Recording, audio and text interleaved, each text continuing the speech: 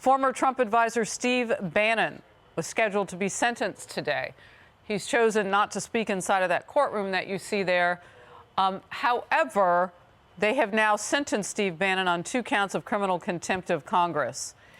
And what they're saying is 4 months. We have Leo Terrell, a civil rights attorney, standing by on the phone to talk with me right now. We knew that this was coming, Leo. I don't think that there's any surprise that Steve Bannon actually would not want to speak on this. I mean, he pretty much has not said much on this. Let's first go to our reporter, Griff Jenkins. Griff.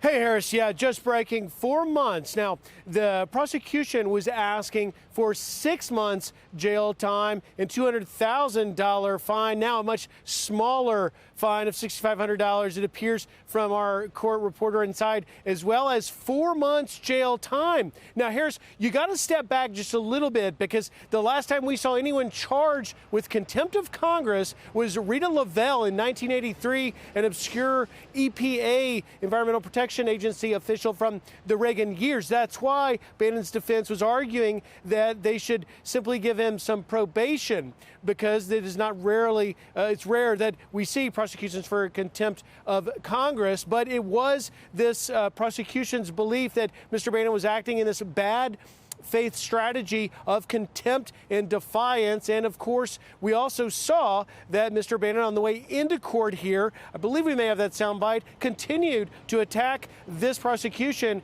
in this case. Take a listen, if we have that soundbite, of Mr. Bannon going into the court just before 9 a.m.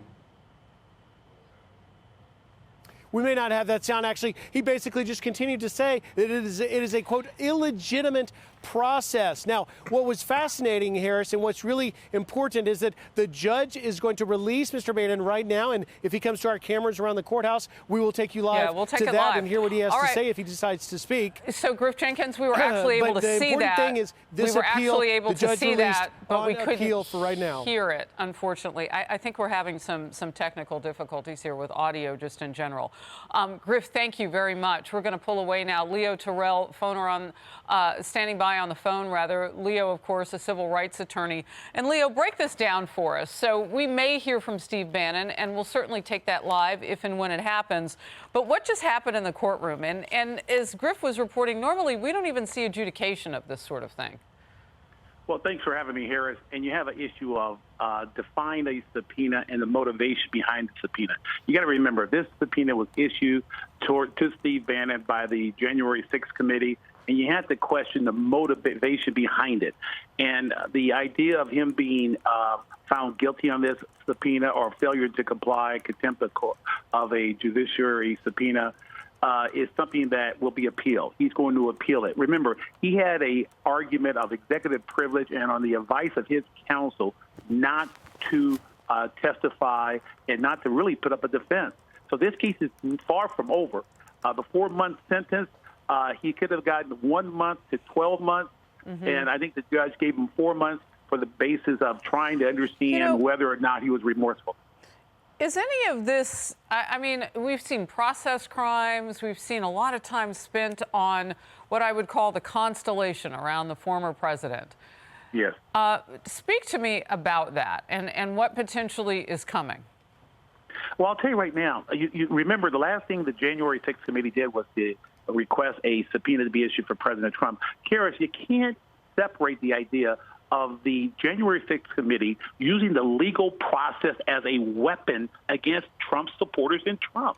I mean, this January 6th committee, I think the general public knows it was a show trial for the Democratic Party. And I think it's disingenuous to have a lawyer for 30 years to see how the legal system is being used by the Democratic Party, the Department of Justice. You have to ask yourself a fundamental question. Was this subpoena for Steve Bannon something legally motivated or politically motivated? And I would submit to you, Harris, it was the latter. I feel like we come back to that point quite often. Thank you for being here for the breaking news. And of course, again, if Steve Bannon comes out and speaks as he did on the way into the courtroom, we'll show you that. Leo, always good to have you to help us break it down. Thank you. Thank you, Harris. Hey, it's Will Kane. Click here to subscribe to the Fox News channel on YouTube. It's the best way to get our latest interviews and highlights. And click to subscribe to the Will Cain podcast for full episodes right now.